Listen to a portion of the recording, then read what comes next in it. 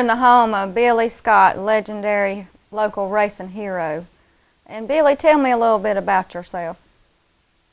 I was born and raised here in Union County and started racing down at the Beltline Speedway in 1955. And I worked here at Milliken plant for 33 years and I raced 43 years, retired in 1998. And 72 years old right now, and living down on Victory Lane, down off of Browns Creek Church Road. Well, that's a good place for a race car driver to live, Victory Lane, isn't it? Yeah, they let us name this street when I built this house down here. They was renaming all the streets in Union, and they let Barbara, she picked out the name and named this road Victory Lane. Well, that's a good deal. Well, you just told me when you started racing and how long you've been racing. What types of cars have you driven over the years? Well, we started out down at the Beltline in 1955. We had the flathead V8 motors, 100 horsepower motors, and we had the straight 6-cylinder motors. And the first race I drove down at the Beltline was Bobby Owens' 1937 Dodge, and then the next week I started driving the 37 Ford for Lloyd Lawson, and that's when where I got started. All right. Who did your engines when you was racing? You have a specific engine man, or you had different ones? Well, back then everybody built their own engines, the stock engines, but after I left the Beltline, I got into driving people out of town, and I had a Dave Wins. He built my motors over in Greer. Won a lot of races with him, and Tony Clement. I finished up my season with Tony Clement's motors over here at Spartanburg. But back then, when we first started, most everybody did all their own work. They couldn't hire nobody to do the engine work, and everybody worked on the cars and fixed them the best we could, and did all the work at the shop. Oh, that sounds good. What classes and divisions did you compete in over the years? Was it late models? Well, when I started, they wasn't but one division. When I started racing, everybody raced together, and that's the reason it's so hard to win back then. But later on, we moved up to, they had the 4 cylinders and the sportsman class and the super late model. But I finished up, I guess the last 20 years, I run what they call the super late model cars. And we run the big motors, all aluminum motors with the Buick heads, Buick intakes, and the light cars. And I finished up, with that type car. Who are some of the major crew and major sponsors that's helped you in your racing through the years? People that stand out that helped you the most? Well, I had one, the Lifetime Building Products in Charlotte. I was in the vinyl siding business, and they sponsored me, I believe it's 26 years. As long as I raced, they said they was going to sponsor me. They was probably my longest sponsor, but I had the Bantam Chef people here in Union, they sponsored me, and Buckeye Boiler from Ohio, up in Ohio, they sponsored me a year or two, and we just picked up little sponsors. I understand Bantam Chef here in Union, South Carolina helps you as well.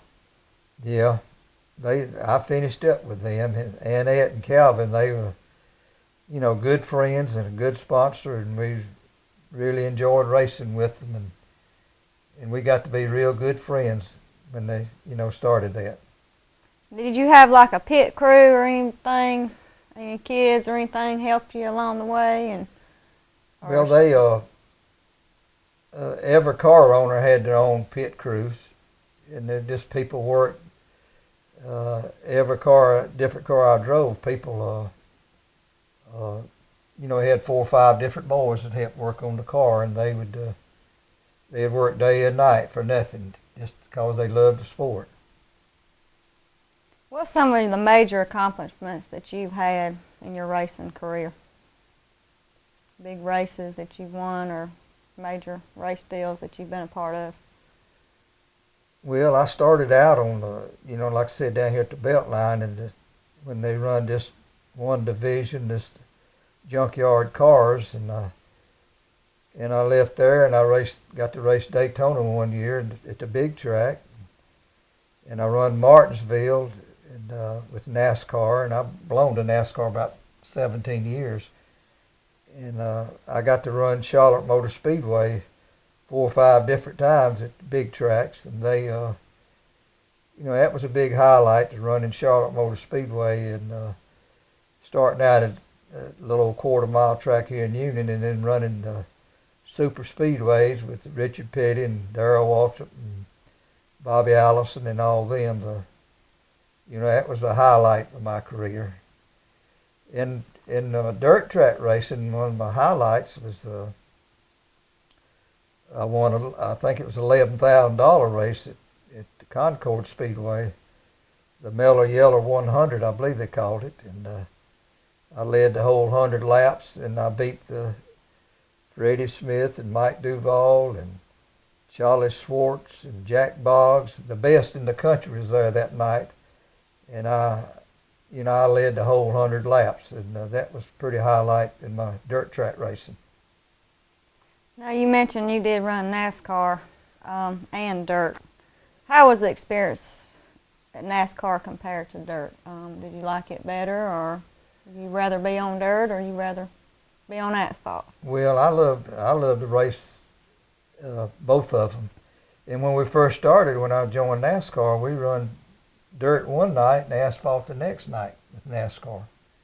And but I run a whole lot more dirt because I chose to go that route instead of going big time racing. I didn't want to quit my job, and I didn't want to leave my family and go big time racing. That's the reason I didn't ever try to go up, and run the big tracks all the time. Now, did you build your own cars, or did you have somebody build them for you? From the get-go, when I first started, I worked on them. I tore them up every week and worked on them all week. But after a few years, I started driving for people that, lived 100 miles from here, and I couldn't go work on the car. And they kept the car up, and all I had to do was just show up with my helmet and drive it and come back home. Oh, well, that sounds like an easy job to do. You didn't have to do much work then. That's the reason I raced for 43 years. I don't see how they worked on the cars day and night, and the money they put in them. And if I'd had to keep a car up for 43 years, I probably wouldn't have raced that long. But we had, people love racing, and they'll work on them just to get the win. It's a good feeling to win. I realize you are not racing any longer, so about your future goals, other than, since you're not racing, do you have any future goals? I know I was talking with your wife before this show, and she had mentioned wanting to get you into the Hall of Fame here in Union, South Carolina, and we had a photographer here just briefly moments ago that brought a picture of him in the Cherokee Speedway Hall of Fame. Any specific goals that you have in mind that you would like to pursue?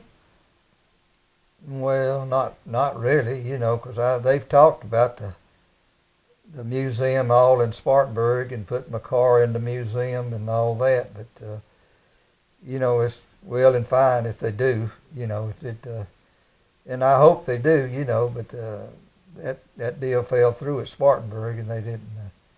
But something might happen later on, you know, by Hall of Fame. And I've been called some other people by the Hall of Fame, but they hadn't got back with me, so I don't know. I don't know where it ever happened or not, but if it does, that'd be fine.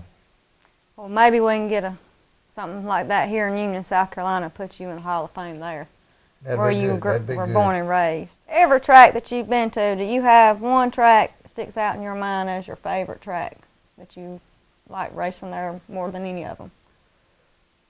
Well, they was all. I had a lot of tracks was good to me. Down in Savannah was a good track, and Monroe, North Carolina was a good track, and Old Concord Speedway was good, and Metrolina in Charlotte was good. But I guess out of all of them, I loved Cherokee at Gaffney better than any of them because it was a bigger track and fast track and close to home, and we had a lot of good races over there. Now, you talked about earlier about the tearing up the race cars. Any kind of major crashes you've been involved in? And tell me a little bit about the crashes that you've experienced Yeah, in well, racing. I've been hurt 2 or 3 times. So one time I got my leg broke down at Myrtle Beach on Thanksgiving Day, and broke my knee, and one time at Concord Speedway, me and Stick Elliott was in a battle every week trying to kill each other.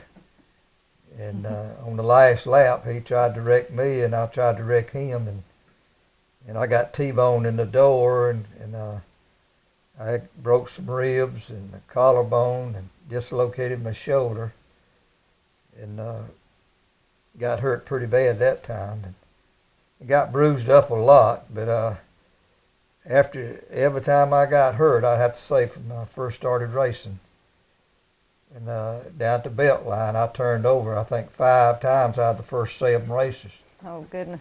But every time I got hurt or something happened, I would come back next week and either win the race or do good.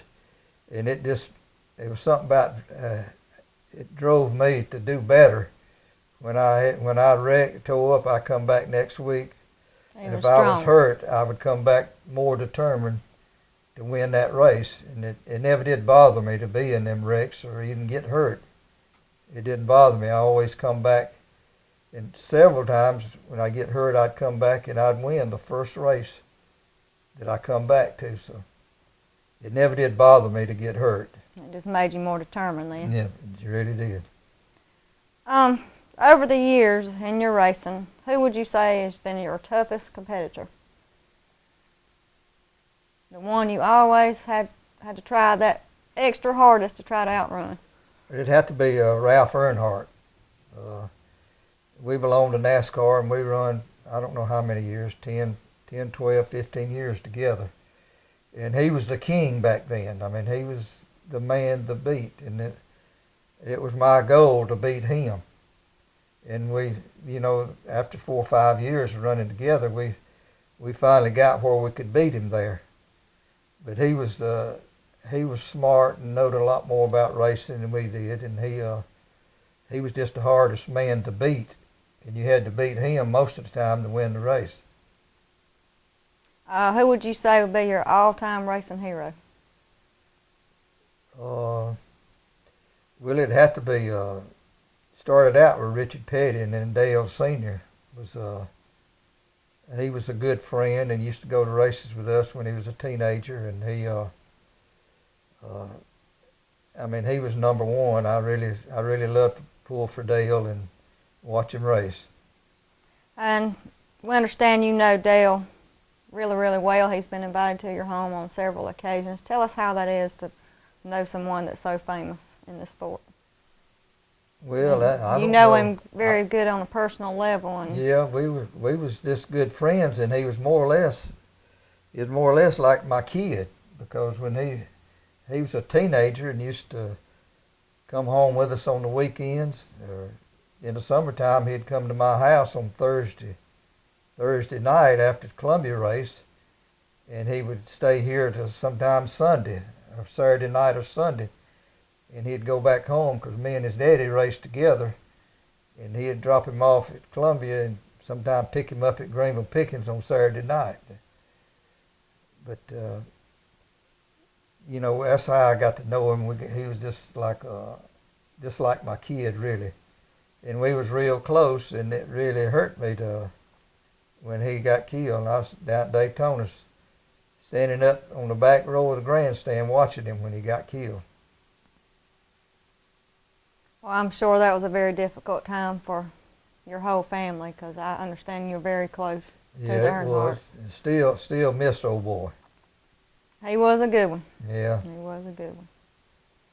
Well, appreciate you talking with us and giving me some racing information. I think we're going to take a break here, take a look at your trophies, and Miss Barbara's got plenty of pictures over there she's going to show us, and some shirts and stuff. So let's go take a look at those.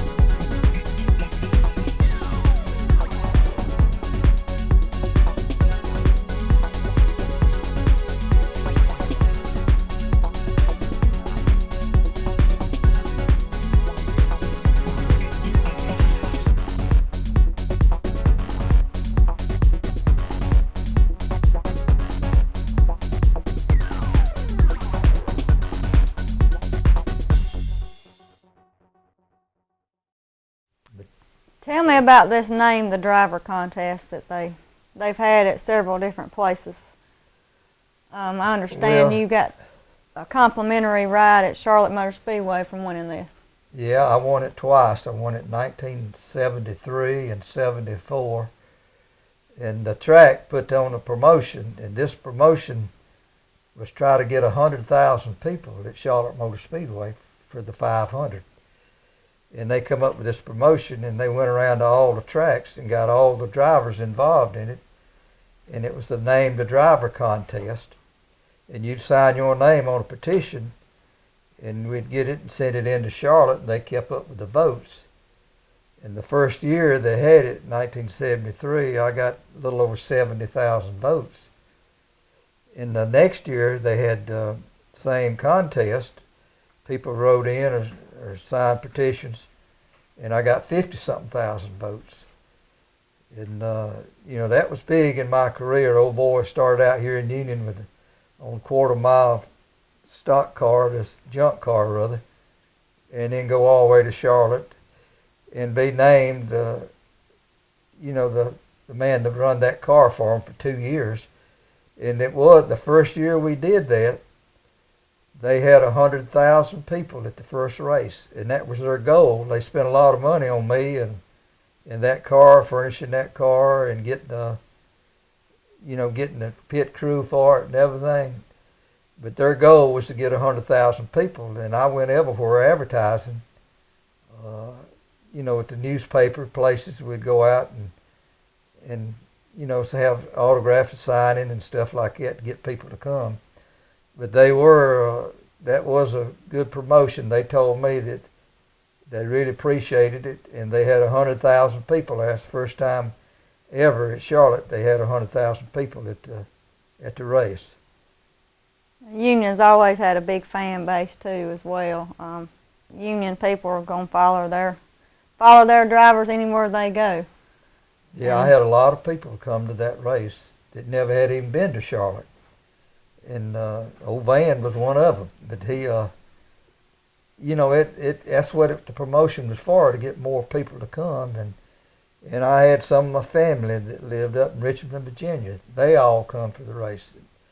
And that's how they got 100,000 people there.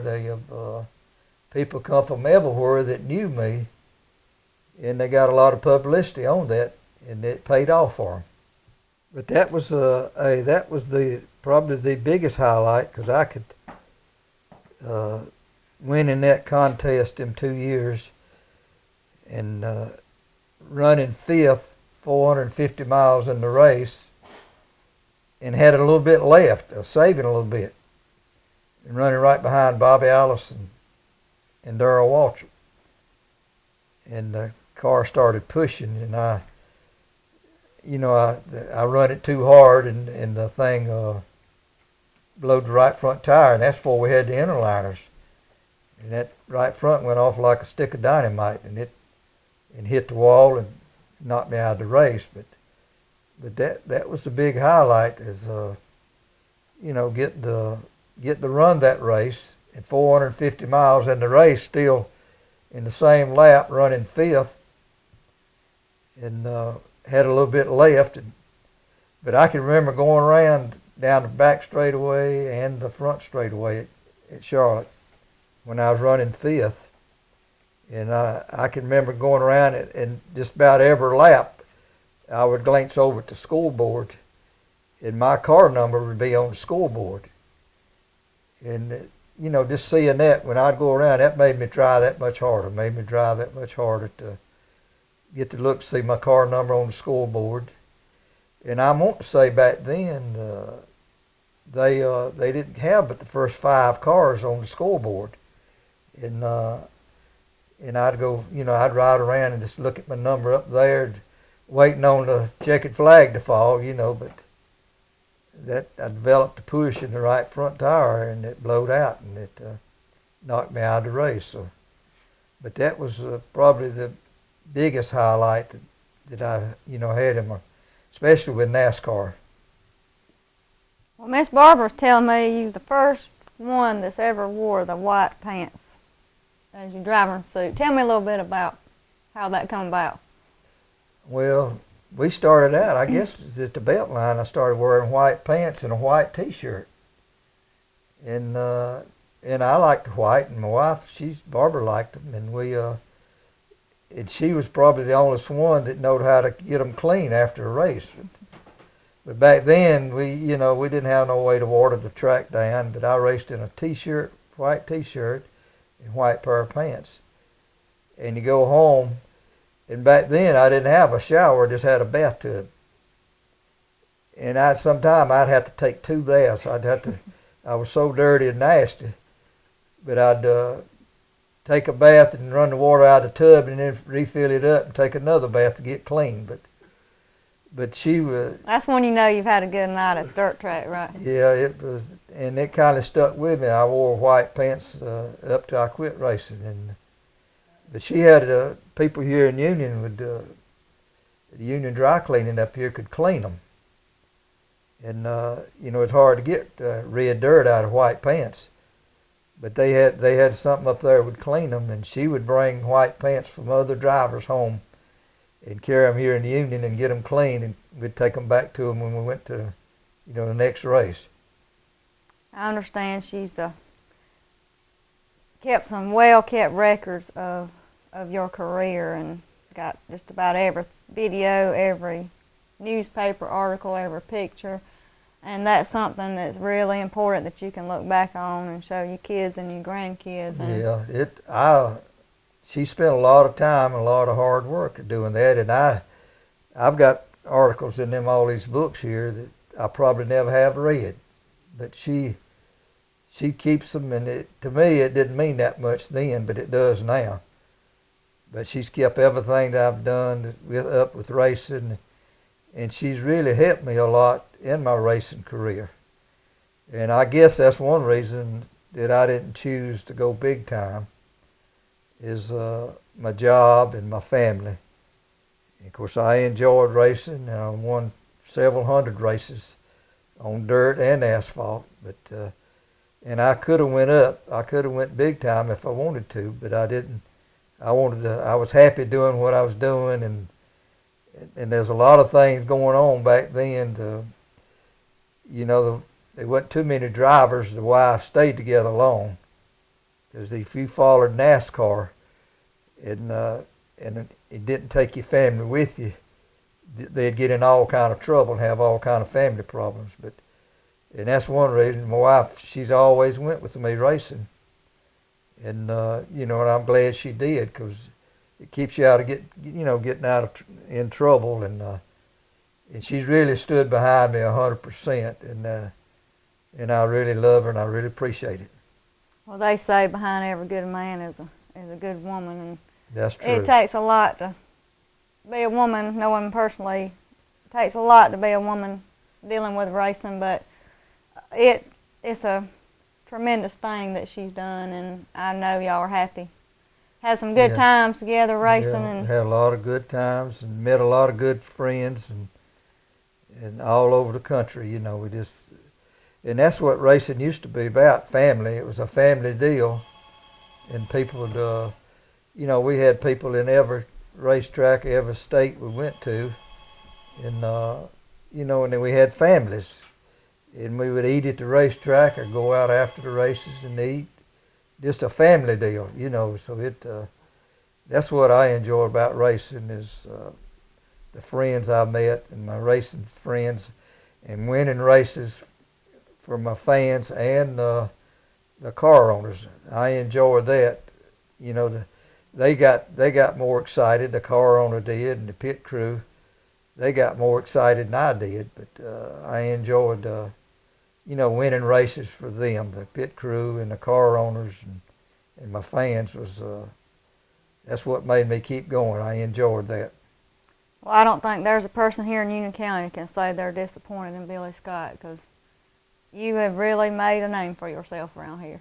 Well, I've always tried to do right, and racing on the tracks, it was hard to do right racing with some of the people that we had to race with, and usually I took a lot before I had to pay them back. But now I would pay them back after they tore me up a few times. I would let them know that they couldn't do that. Right. But it was hard to be a good person and run back when we first started. But it got better as the years went on. It got better, and it wasn't quite so bad. But it was pretty rough when we first started because they was fighting going on after every race or during the race, and but later on it got a lot better. Yeah, usually about every race I've been to, you go to a fight to see a race break out. So yeah, and it's a wonder that more people didn't get killed than what they did. But one time I had to leave the racetrack because there wasn't no law there, and they was 50 people out on the track trying to get me, and I had to pull off the track and go down the road and wait on my wife and them come by and pick me up. What I done, pulled off the track, went down the road and got out of the race car and found me a big stick, and I said, "This is as far as I'm going right here." But they didn't leave the racetrack and come after me, but it was bad at times. They was throwing rocks and bottles at me, and there was guns and knives everywhere. And you had to be real careful back then, but that didn't happen too many times, but it was rough. well, that's when you know you're really good when they want to fight you. Yeah. Yeah, when they boo you and fight you, wanting to fight, you're doing something right. Well, appreciate you talking with us, and we're going to take a look around your place, see what you got, and thank you for giving us your information and sitting down talking with us today.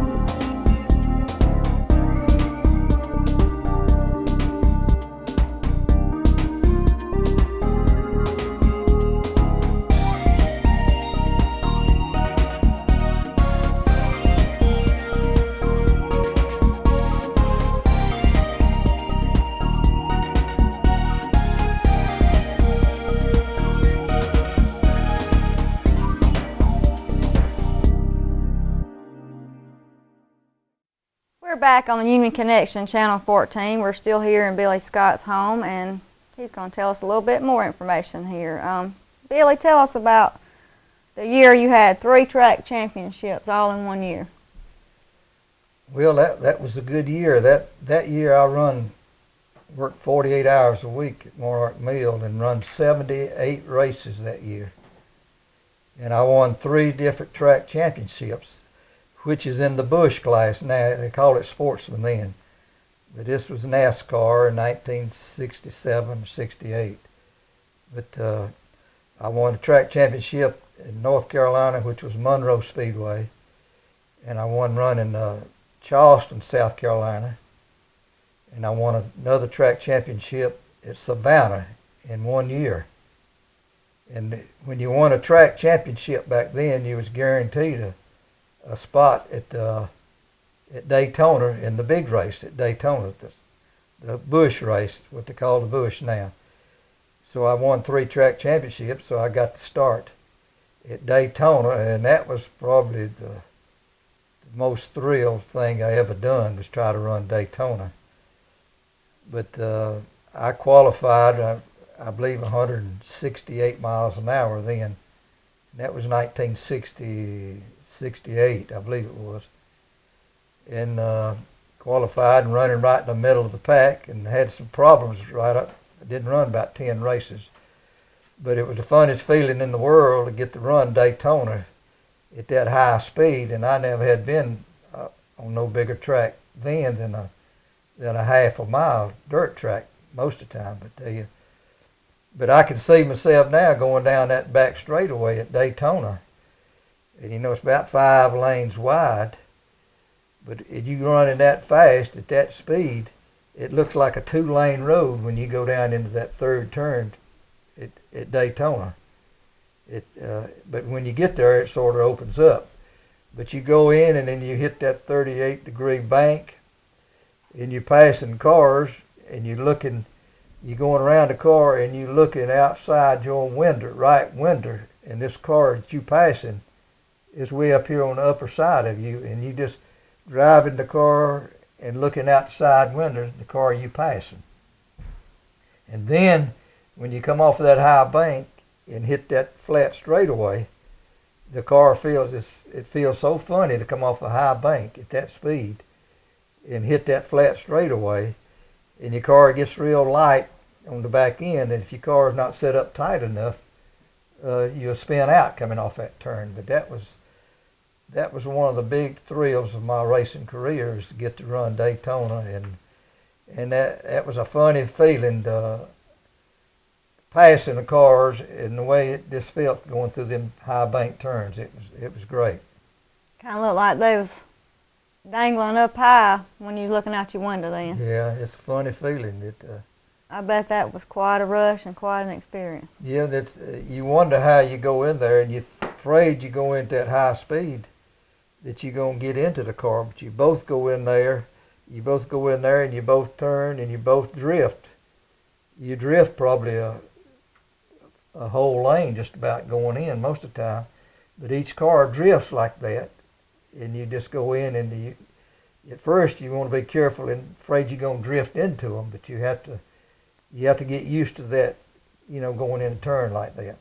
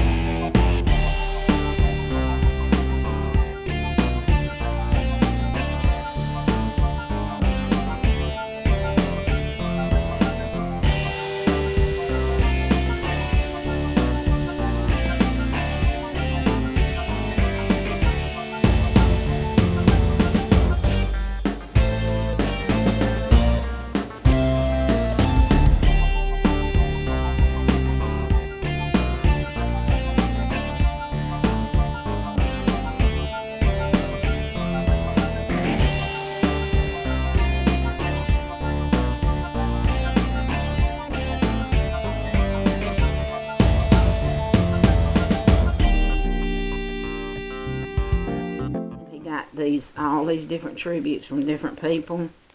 I wouldn't take nothing for this. Yeah. Letters from people that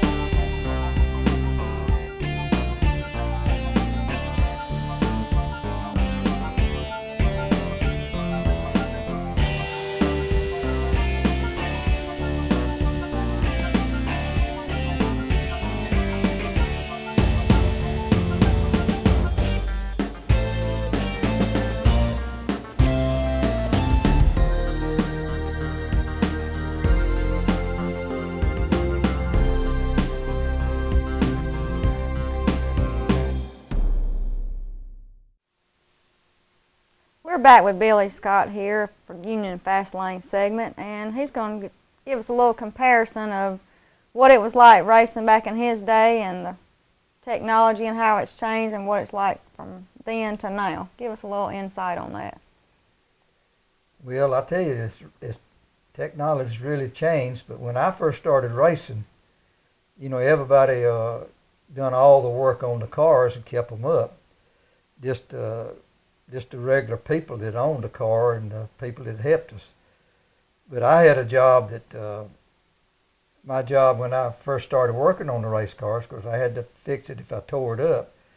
But one of my two jobs, I ground out the heads. We used to shave the heads and grind the heads down. And the intake, I'd grind out the intakes and polish the intakes, you know, slick them up where the fuel would go through quick. But that was two of my little jobs that I'd done working on the race car. But it's come so far, and now they got so much technology in racing that they got engineers just about for everything that's on the race car, even a shock. Rick Hendricks has got a shock engineer, and they got all kind of he's got 20-something engineers in his racing organization. They got engineer for each part of that car, and you know, back then we done it all at the shop, with just at very few wrenches. But now it's grown so big, it's unreal. Tell us a little bit about your fans and the support they've given you. And I understand you have some fans that just took you in as their own family. Tell us a little bit about those. Yeah, that's one thing I really enjoyed about racing is my fans and friends that we met at the racetrack. And after we'd race, we'd all go out and eat. And, you know, 10, 15, 20 people would go out and eat after the races at night.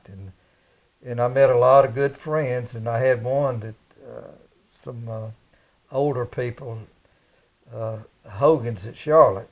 And I run Metroliner and Concord about 10 years. And I'd stay up on Friday night. I'd stay there Friday night, run Metroliner on Friday night, and then run Concord Saturday night. But we'd spend the night at these people's houses. And I had the key to the house, and they made music, bluegrass music. And they traveled a lot, but I had the key to their house. And she had a drawer in a room, they call it Billy Scott room. And I had my pajamas and everything in her drawer. They're in a dresser right beside the bed, and if they wasn't at home, we would go in and just make ourselves at home. And you know, that people like that that's one reason I kept racing. We made a lot of good close friends. I understand you used to have a big shindig about August of every year. Tell me about what that was about. Yeah, we had a couple of events. Every year we would have a Christmas party, and all my racing fans would be invited. And we had Foster's Park rented out, and it got so big we had to quit doing it. It got so big, people turning out, and we had every year we'd have a birthday dinner at my house, and all racing people would come, my fans from everywhere. And we'd have several hundred people there at a birthday dinner at my house every year. And that's how close we were. We were just, you know, real good friends from everywhere would come to my house. And we would have games to play. And back then I had a swimming pool. The kids would swim. And then when I got ready to retire, something that it really surprised me, we rented the National Guard Armory, and they actually had to turn people away. We filled that National Guard Armory up with people, and they turned bus loads of people away, and it was packed full. And I had a big turnout, and people come from everywhere for that. It was a retirement banquet, and Barbara and Annette Walker put that on, and a bunch of other people helped. But they spent a lot of time and effort in putting on something like that, and that made me feel real good about my racing career. Is that turnout? People come from everywhere to a retirement banquet. It was just fantastic. Billy, how do you want to be remembered as a racer? Well, I don't know. That's I guess it'd be the type of feller I was, and I tried to, all my life I've tried to do right, and I wanted people to treat me right. But that's what I want people to remember of it. I was always respected other people, and I tried to do what was right. But in the last, I guess 1991, I rededicated my life over here at Covenant Baptist Church, and it was harder after then to race what I had to go through it on Saturday night racing. But I rededicated my life and living for the Lord since 1991, and that I'm proud of that.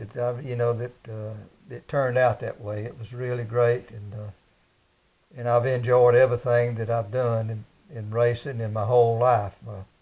My family and my friends I've made it's just been a wonderful career.